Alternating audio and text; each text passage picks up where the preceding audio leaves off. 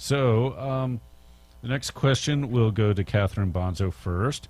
And I sort of wanted to continue along with the brownfields. What's your opinion of the brownfields program that may soon be extended through EPA grants? The city got a grant, and now it looks like it's going to be extended. What's the extent of this historical pollution problem in the city? Well, it's actually, and I have some background on this even in watching Troy. Anytime there's any cleanup done, the ground has to be assessed, addressed, and then dealt with in a way so that it is marketable. And really, that's a lot of what it has to do with, not to mention the heavy metals and the contaminants and the things that are on the ground. So the fact that it's being assessed and will be cleaned up is really important. It makes you think about other pieces of property in town and other places of why people have or haven't done certain things, because it can be cost prohibitive. So the fact that the city says, hey, you know, we want to do something, we want to move it, we want to see, we want to make the platform available for growth is very progressive. That was Catherine Bonzo. Now Jim Boland. Yeah, the brownfield program is helping us to remediate a lot of properties that have been used for agricultural services, businesses in the past. There may be underground fuel tanks, there may be contamination from fertilizer or pesticides or herbicides on these sites, and it allows us to clean those up, like Catherine said, so that they're a marketable property again, and we can do some infill in these sites in town that were used for grain elevators and fertilizer plants and whatnot when they were on the edge of town 50 years ago, and now they're in the center of town. So I think it's been very helpful. All right, that's Jim Boland. Phone number 892-9200. Questions for the candidates here at KRFP Moscow Pullman. The next question will go to Jim Boland first. What are the lessons that we've learned from the mall that was proposed along the state line about 5 to 7 years ago, and the city wanted to sell the city water to the developers? What do you get out of that? Well, I think that was the idea that we're going to have a development right at the state line where Moscow has to provide emergency services and infrastructure and utilities to something in another state and gets no tax revenue. Doesn't really make a lot of sense.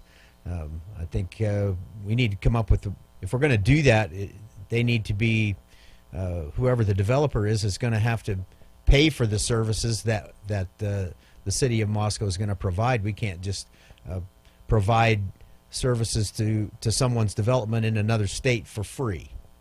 All right, that was Jim Boland, and now Catherine Bonzo. I think that period of time represented us in the community trying to think about what we wanted to be. And so, you know, it was a lurch. It was a bit of a, well, we could try this, or we might want to think about that. And then as it continued to percolate, really, and people thought about it, then they realized this is not going to work for us. And that, to me, it turned out to be a very positive thing, because it allowed for conversation. It allowed for people to say, well, what do we want to be, and how should we do this, and should we do these things? So sometimes the most unpleasant beginnings of conversation lead us to a place of understanding exactly who we are. And so that situation actually did that. All right, that was Catherine Bonzo. I think we have two callers on the lines now, so we'll go to the caller who called first. KRFP, you're on the air. Catherine Bonzo, this will go to you first. Hi. My question is, what is the two candidates' opinion on the rebranding issue, considering the Heart of the Arts and the Blues being rebranded this year? All right, go to Catherine Bonzo then. Well, I do consider us the Heart of the Arts. As you come into town, it's on the big wooden things as you come into town.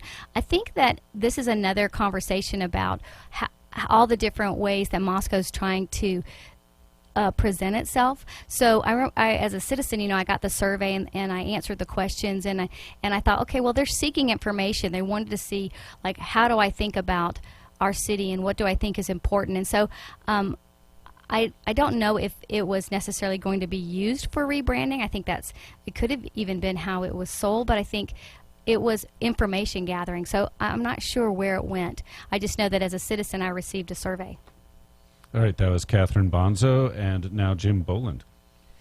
Yeah, as far as coming up with some rebranding for the city of Moscow, I'm not unhappy with Heart of the Arts. I think that's we've put a lot of effort into marketing ourselves in that respect. And if someone can come up with a better idea, I guess I'm open to new ideas. But I haven't seen one that I like better at this point.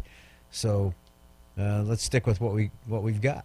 Oh, by the way, I just wanted to add it real quick. I'm sure that Jim knows this. On the website, the city has put a beautiful PDF together that shows all the artists in our community, and there's plenty of information through the Arts Commission. So we have plenty of information about who we are as Heart of the Arts.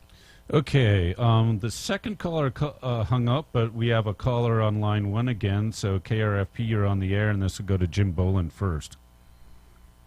Hi, I wanted to know more about the proposed plan for the new police station you talked about in your introduction, and how much that would cost for taxpayers. Thanks. All right, that'll go to Jim Boland. Okay, as far as building a new police station, it needs to go on a site that has more access, a multi-directional access. I think that the preliminary bids for the new police station are about $4.5 million to build a facility that Chief Dukin has kind of approved with enough parking and enough access, and so the site for that is still kind of up in the air. There's a number of ideas in the works that will probably become public knowledge in the next few months as things progress. But that's kind of the budget, and we're probably looking at some sort of a bond issue to fund some public safety improvements over the next 4 years, and the police station and perhaps some fire trucks would be part of that. Okay, and that was Jim Boland, and now Catherine Bonzo. I've just read the information that's available in the 2016 budget about the tiers. So in this case, I think Councilman knows more. All right, and I think that's it for our phone lines right now. Yeah. So we'll go to Catherine Bonzo. Once again, the phone number is 208-892-9200. Well, I had some curiosity with from the answers to that question. I'm wondering, how far along has the planning gone for the police station? Because we haven't heard much about it in monitoring city council meetings or committee meetings so far, except a few years ago, before David Duke was police chief, the previous police chief put a large proposal before the city council one night. Is there a site on the edge of town that's being considered? And we'll stick with format and go with Catherine Bonzo first. I'm unaware of anything, strictly because I'm only reading the minutes, and I've only attended one city council meeting after, so I think what you know is what I know. All right, we'll go to Jim Boland. There's been no specific sites identified where we might move the police station, for sure. There are a number of possibilities around town. There's things in the urban renewal district where things are being deconstructed that could possibly be sites that could work.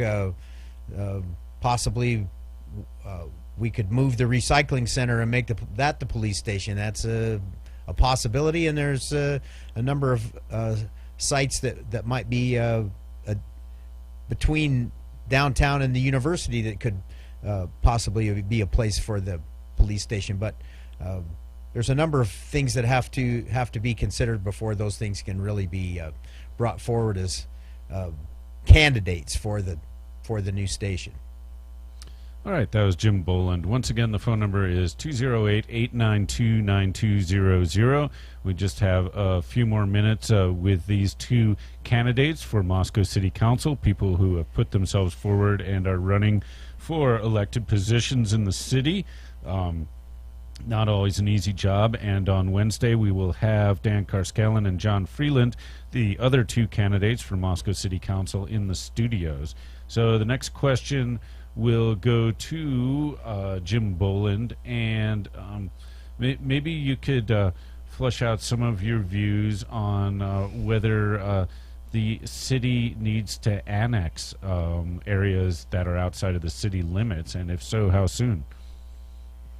Well, annexation is something that just has to happen when the residents of a certain area are in favor of it. I'm not in favor at all of forcing annexation.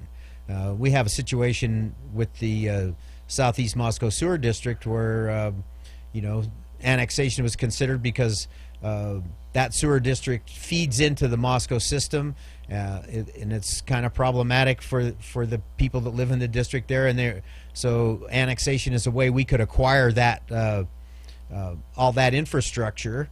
But the citizens that live out there, they're citizens of the county right now, are not particularly interested in that. So we're not particularly interested in annexing them, and we're probably going to come up with another service agreement with them, a contract.